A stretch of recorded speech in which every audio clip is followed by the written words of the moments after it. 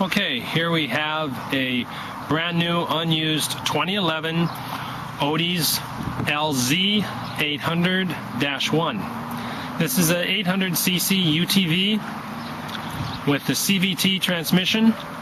In this CVT transmission we get a park position. Some manufacturers don't have the park position, this one does. And we have a high, a low, a neutral, and reverse. Now, where this one rates, this particular Odes here on this 800cc, this one's really more about power and performance. As we have found from Can-Am, we have some specifications from their newest brochure. The Can-Am 800cc unit produces 71 horsepower. The Arctic Cat Prowler 1000cc produces 63 horsepower, and this Odes right here at 800 cc's produces 60 horsepower.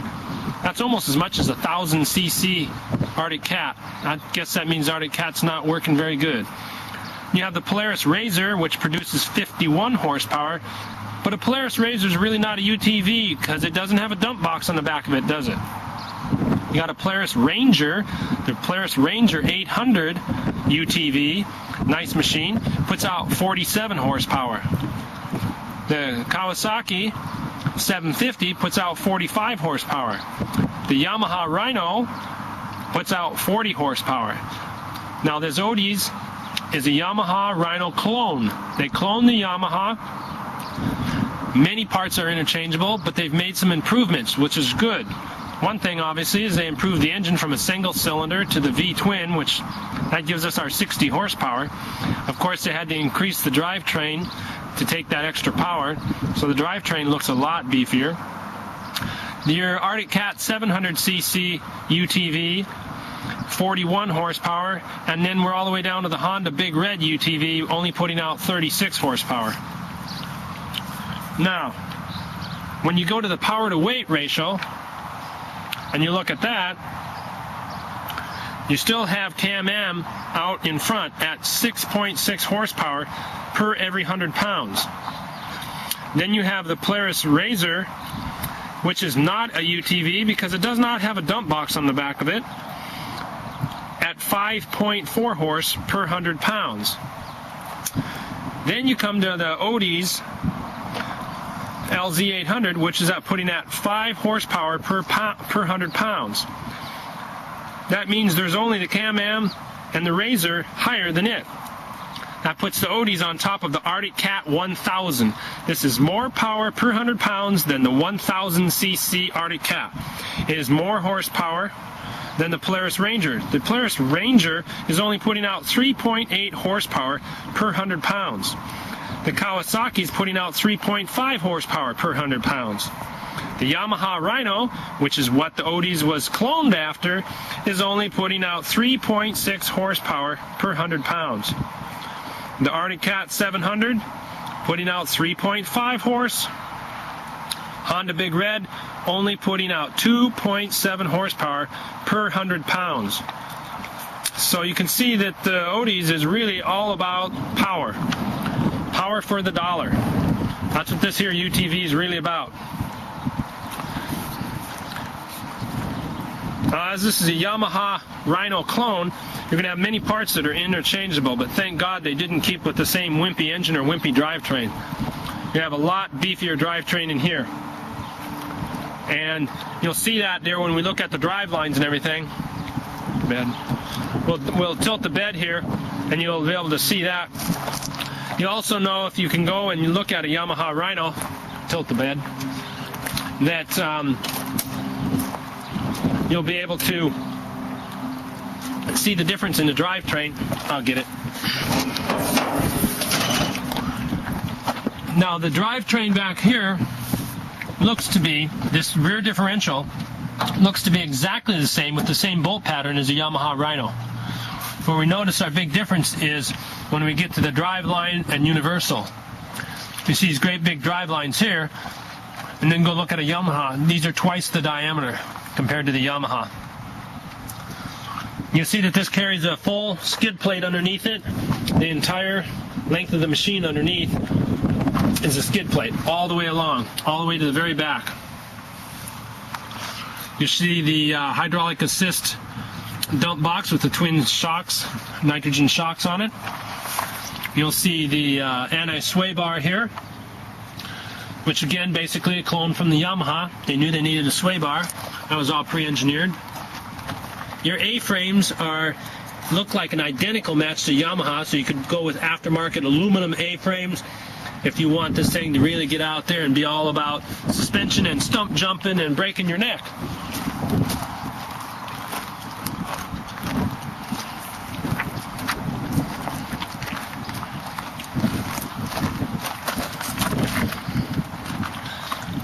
This also carries the same rear disc brake as the Yamaha Rhino. If you go down and look at your Yamaha, you'll see the disc brake right on the pinion shaft, exactly the same as the Odes. They just cloned that right off the Yamaha, so that's not any new engineering.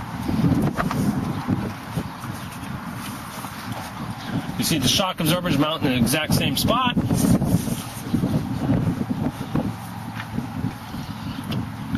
And the little pickup bed is the same physical size and same design. We were even thinking about, we're going to go ahead and get a Yamaha mat, throw the Yamaha bed liner mat right in there. Okay, shut the bed down. I'll show you the trailer hitch here.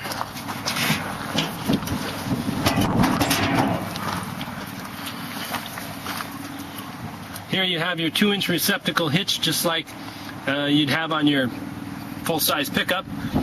This here is again a clone. Looks exactly the same as the Yamaha Rhino in the back. Comes with your 2-inch ball already on it. And as you can see here, the mounts, you study this, go study that Yamaha, you'll see you've got a clone. You see your A-frames, your inner wheel suspension. Nice big muffler on this. This also has a catalytic converter, so it's EPA'd in the state of California. You can run this baby in California. This has a little nicer lights than what Yamaha has, just with the chrome reflectors inside the light. A little bit nicer in there. The machine, the reason why it would look a little strange here is because when they clone this, you see your body width out here, the main frame is wider. Because Yamaha had all that class action lawsuits about rollover. Well, when they had all these lawsuits about rollover, it was about the time that the manufacturer was cloning this off the Yamaha. So the Yamaha is 56.4 inches wide, and the Odes is 60.2. Well, that extra width is what gives you your stability. And the Yamaha had all that rollover problem, whereas the Odes is not having that because of that extra width and stability. Let's go ahead and tilt the hood. Before you tilt that, let me look at the winch, John. Now, this winch is optional on here. And this is a remote control winch. It's a 3,500 pound winch. Very nice free spooling winch. You just grab this control right here,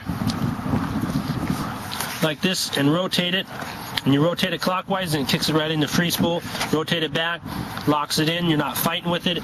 It engages and disengages very nicely. Comes with the fair lead already on it. And then there's a remote control with around a 10-foot cord. It's got a waterproof plug-in on the dash.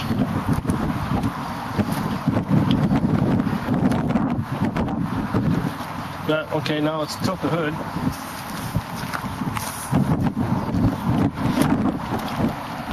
Odes also gives you a 6-month warranty, manufacturer's warranty, just like everybody else.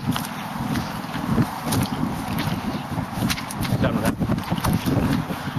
Here we have our, I like the headlights on this because you see there's 2 adjustments. There's an adjustment for in and out to aim your headlights where you want them. And there's also an adjustment for height up and down.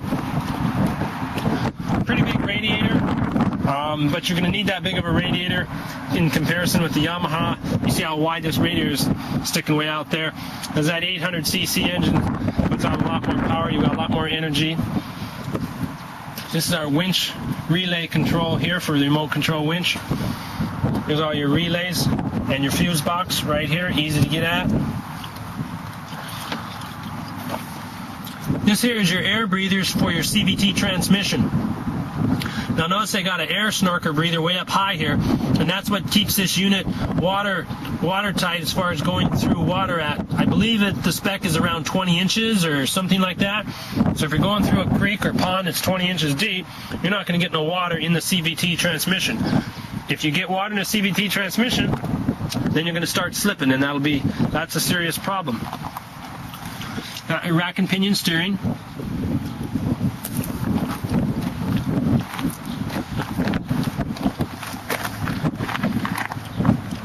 And your A-frames and front drive lines just looks exactly the same as the Rhino. Front differential with push button interlock on the axle.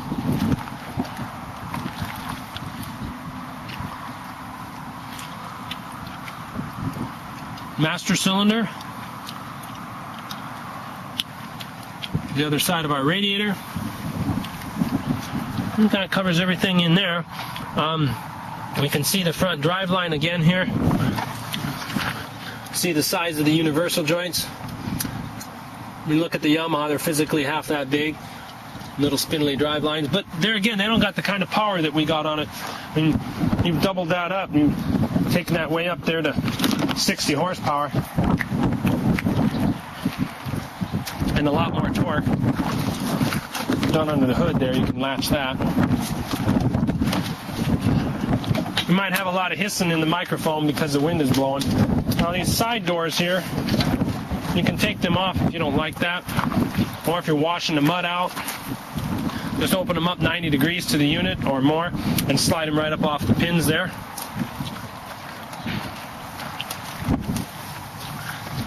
It's the operator's compartment, brake pedal, gas pedal.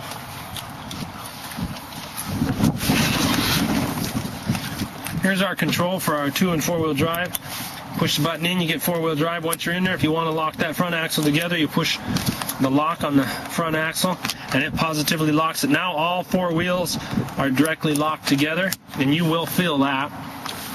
Our horn button, our left and right turn signals, high and low beam headlights. Here's our remote for our winch, where you put in the winch and you screw it in there, like a military connection there.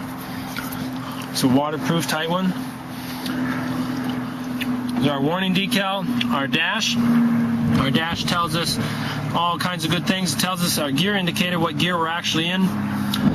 Left and right turn, high and low beam, oil pressure. Tells us also for park, engine temperature, fuel gauge, all those things. It's also got a clock in it. It can run in kilometers or in miles per hour. Over here we have our 12-volt cigarette lighter, auxiliary jack. Have our glove box. Again, if you go and you look at the Yamaha, it looks like the glove box lid would actually interchange. They look exactly the same. Here we have our e-brake, right alongside the driver, easy to get to. Seat belts, our shoulder harness. We have our grab handle there on the passenger side, on the right side, and also a grab handle in the center on the top of the canopy. I'll turn on the dash here so you can look at what's coming up here. You got the odometer, the speedometer, water temperature's there. After it's running, it'll go between water temperature and engine temperature. Got the clock in it. You see we're in P for park right now, and you see the oil light and temperature gauge are on. Idiot lights when you start it up. And then those will shut off.